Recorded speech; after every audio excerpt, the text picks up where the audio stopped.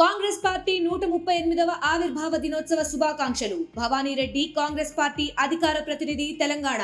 నమస్తే, welcome to RTV. ఈ రోజు నుంచి ప్రభుత్వం చేపట్టినటువంటి ప్రజాపాలనలో ఏదైతే 6వ తారీఖు వరకు నిర్వహిస్తున్నారో అందులో భాగంగా ప్రతి ఒక్క నియోజకవర్గంలో ఎమ్మెల్యేలు, మంత్రులు తిరుగుతున్నారు. అలానే పాలకుర్తి నియోజకవర్గం నుంచి అతి చిన్న వయసులో ఎమ్మెల్యేగా గెలిచి అసెంబ్లీలో అడుగుపెట్టినటువంటి యశస్విని రెడ్డి గారు మనతో ఉన్నారు. ఉదయం నుంచి ఆమె ప్రజాపాలనలో తిరుగుతూనే ఉన్నారు. ఇక్కడికి ఎక్కువగా ఏ సమస్యలు వస్తున్నాయి, అసలు ప్రజాపాలన ఎలా నిర్వహిస్తున్నారు, ప్రజల వాళ్ళ అభిప్రాయాలు కానివ్వండి, వాళ్ళ అదంతా ఎలా ఉందనే తెలుసుకునే ప్రయత్నం చేద్దాం. చెప్పండి మేడం, ఉదయం నుంచి మీరు ప్రజాపాలనలో నిర్వహిస్తున్నారు, అన్ని చోట్లకి వెళ్తున్నారు, మీ దృష్టికి ఎక్కువగా వచ్చిన సమస్యలు ఏంటి?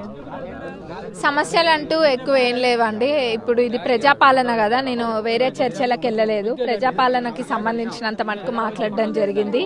ఇప్పుడు ప్రజాపాలనలో మనం చూసినట్టయితే ఇప్పుడు ఆ గ్యారంటీలు ఏవైతే ఉన్నాయో వాటి కోసం అని చెప్పి అప్లికేషన్స్ పెట్టడానికి మన ప్రభుత్వము ఈ ప్రజాపాలనని మన గౌరవ ముఖ్యమంత్రి గారు, ఉప ముఖ్యమంత్రి గారు నిర్ణయించుకొని ఈ ప్రజాపాలనని గ్రామాలలోకి తీసుకురావడం జరిగింది. దీని యొక్క ముఖ్య ఉద్దేశం ఏంటంటే లబ్ధికారులు ఎవరైతే ఉంటారో ఆ లబ్ధికారులకి ఆ పథకాలన్నీ కూడా చేరాలని, దానికి వీళ్ళందరూ అప్లై చేసుకోవాలి. అప్లై చేసుకుంటే ప్రభుత్వం మళ్ళీ వెరిఫై చేసి ఎవరైతే నిజమైన అర్హులో వాళ్ళకి ఇస్తుంది. అదంతా కూడా అంటే ఇప్పుడు వీళ్ళు ఈ రోజు 6వ తారీఖు వరకు మీరు సమయం ఇచ్చారు, అప్లికేషన్ చేసుకుంటారు. కానీ ఈ సమస్యలు అనేది ఎన్ని రోజుల్లో పరిష్కారం అవుతుంది?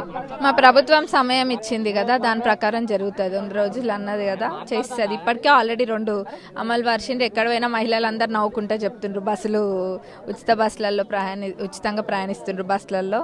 అదే కాకుండా ఆరోగ్యశ్రీకి అర్హులైన వాళ్ళకు కూడా అది కూడా అమలు పరవడం. అందరికీ ఉన్న పెద్ద డౌట్, కొత్తగా మ్యారేజ్ అయిన వాళ్ళకి కానివ్వండి, కొంతమందికి కొన్ని 10 సంవత్సరాల నుంచి కూడా రేషన్ కార్డు లేని వాళ్ళు ఉన్నారు. ఇప్పుడు వాళ్ళు ఇల్లులు కానివ్వండి, స్థలాలు కానివ్వండి అప్లై చేసుకోవాలంటే రేషన్ కార్డు ఉండట్లేదు. వాళ్ళ పరిస్థితి ఏంటి?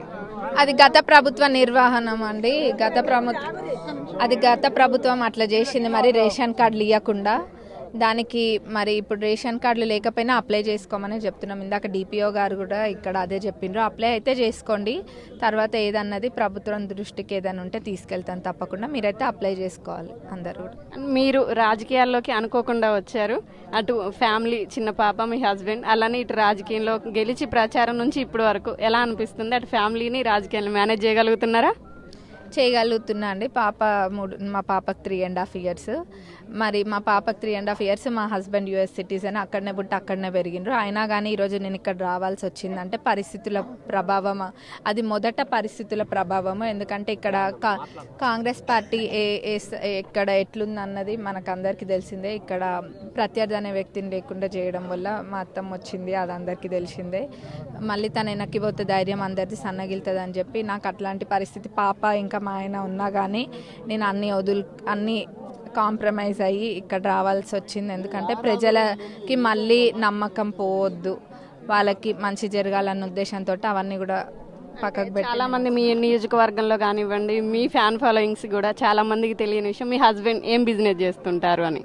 మా హస్బెండ్ అక్కడ మాకు అమెరికాలో రియల్ ఎస్టేట్ ఉందండి. రియల్ ఎస్టేట్ అంటే ఇక్కడ కొని అక్కడ అమ్మడం అది కాదు. మా అత్తమ్మ మామయ్య వాళ్ళు, మా మామయ్యనేమో కార్డియాలజిస్ట్, అది అందరికీ తెలిసిన విషయమే. అత్తమ్మనేమో మరి మామయ్య అత్తమ్మ వాళ్ళిద్దరు కలిసి రియల్ ఎస్టేట్ బిజినెస్ పెట్టడం జరిగింది. అది మరి 1000 units ఓన్ చేస్తాము సొంతంగా. అక్కడ బయట మేనేజ్మెంట్ కంపెనీకి ఇవ్వకుండా అది మా బిల్డింగ్స్ని మేమే రెంట్ చేసుకుంటూ, అది మేనేజింగ్ కూడా మేమే చేసి, లీజింగ్ ఆఫీసెస్ కూడా మావే ఉంటాయి. మరి అది కాకుండా బాదం ఇంకా పిస్తా తోటలు ఉన్నాయి అక్కడ. వీటన్నిటిని మేనేజ్ చేస్తాము. వీటన్నిటికి ఆఫీసెస్ ఉన్నాయి. దాంట్లో మా హస్బెండ్ చేస్తారు. అంటే ఇప్పుడు మీ శ్రీవారికి యుఎస్ పౌరసత్వం, మీరు ఇప్పుడు ఇండియా, ఇద్దరు దూరంగా ఉండాల్సి వస్తుంది. అండ్ రాజకీయాల్లో ఇంకా ముందడిగేసే ఆలోచన ఉందా? తిరిగి మళ్ళీ యుఎస్ వెళ్ళే ఆలోచన ఏమైనా ఉందా? ఇప్పుడు నేను అంత దూరం పోలేదండి. ఫస్ట్ అయితే 5 ఏళ్ల గురించి ఆలోచిస్తున్నా. ఎందుకంటే 5 ఏళ్లలో ప్రజలకు నేను ఎంత చేయగలుగుతా అన్నది ఆలోచిస్తున్నా. వాళ్ళ నమ్మకాన్ని పెట్టి గెలిపించిండ్రు, అంత మటుకే ఆలోచిస్తున్నా. మా ఆయన ఇప్పుడు ఇక్కడనే ఉన్నారు. లాస్ట్ అండ్ ఫైనల్గా, అతి చిన్న వయసులో ఎమ్మెల్యేగా గెలిచి రాజకీయ అనుభవం లేదు, ప్రజాపాలన ఎలా నిర్వహిస్తారన్న మీ ప్రత్యర్థులు కానివ్వండి, ఇతర పార్టీ వాళ్ళకి ఏం సమాధానం చెప్దాం అనుకుంటున్నారు? వాళ్ళు ఇంతకు ముందు కూడా అంతే అన్నారండి, గెలవక ముందు కూడా అంతే అన్నారు.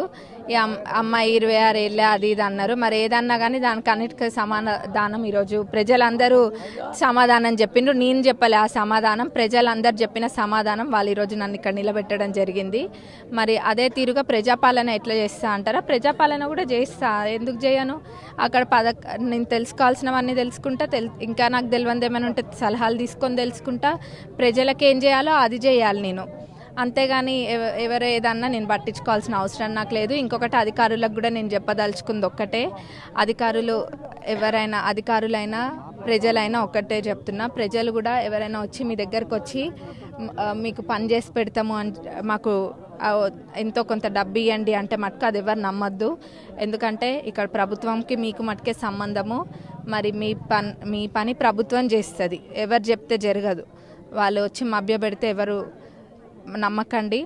ఎవరైనా ఏ అధికారులైనా లేకపోతే ఇంకెవరైనా కానీ అట్లాంటి ఇది చేసి మీ దగ్గర డబ్బులు ఆశిస్తే మటుకు అది నేరుగా నా దృష్టికి తీసుకురండి. అది మటుకు తప్పనిసరిగా నేను చర్యలు తీసుకుంటాం, అది ఊరుకునేదే లేదు. ఇది ప్రజల పాలన, కాంగ్రెస్ ప్రభుత్వం ప్రజాపాలన చేస్తారు. విన్నారు కదా, ప్రజాపాలనలో ఎవరు కూడా మధ్యదారులు కానివ్వండి, మధ్యలో ఎవరన్నా ఉండి డబ్బులు తీసుకునే ప్రయత్నం చేసినా సరే ఎవరు ఇవ్వద్దు. ప్రజలకి మధ్యలో మేము ఉంటాము, ప్రభుత్వం మధ్యలో ఏదున్నా సరే మా దగ్గరికి రావాలి. అధికారులు ఎవరన్నా డబ్బులు అడిగినట్లయితే ఖచ్చితంగా నా దగ్గరికి వచ్చి కంప్లైంట్ ఇవ్వండి, వారి మీద యాక్షన్ తీసుకోవడం అయితే జరుగుతుందని చెప్పడం జరుగుతుంది. ఈ కార్యక్రమం ఈ నెల 6వ తారీఖు వరకు అయితే జరుగుతుంది. ఎవరి సమస్యలు ఏమున్నా, ఎవరన్నా ఇళ్ళకి సంబంధించి కానివ్వండి, లేకపోతే డబుల్ బెడ్రూమ్ కానివ్వండి, స్థలాల్లో ఇల్లు కట్టుకోవాలనుకున్నా, రేషన్ కార్డుకైనా సరే ఎవరైనా అప్లై చేసుకోవాలనుకున్నారో వాళ్ళందరికీ కూడా ఒకే ఫామ్లో అనేది ఇవ్వడం జరుగుతుంది. అందులో ఎవరికి ఏం కావాలో టిక్ చేసుకుంటే సరిపోతుంది. ఖచ్చితంగా దాని మీద ఫొటోస్ కూడా ఇవ్వడం జరుగుతుంది. అన్నిటికీ జిరాక్స్ అనేది ఇవ్వాలి. ఇలా ఈ కార్యక్రమం అయితే ముందుకు సాగుతుంది. తదుపరి విచారణ చేసి అర్హులైన వాళ్ళకి ఇవ్వడం జరుగుతుంది. అది పార్టీకి సంబంధం లేదు, కార్యకర్తలు ఆ పార్టీ ఈ పార్టీ అని ఉండదు, అర్హులైన వాళ్ళందరికీ ఇవ్వడం జరుగుతుంది. ఖచ్చితంగా అందరికీ మేము న్యాయం చేస్తాం, సాయం చేస్తామని చెప్పడం జరుగుతుంది. మరిన్ని వీడియోస్ కోసం ఛానల్ ని సబ్స్క్రైబ్ చేయండి, లేటెస్ట్ అప్డేట్స్ కోసం వాట్సాప్ ఛానల్ ని ఫాలో చేయండి, అండ్ లింక్ డిస్క్రిప్షన్ లో ఉంది.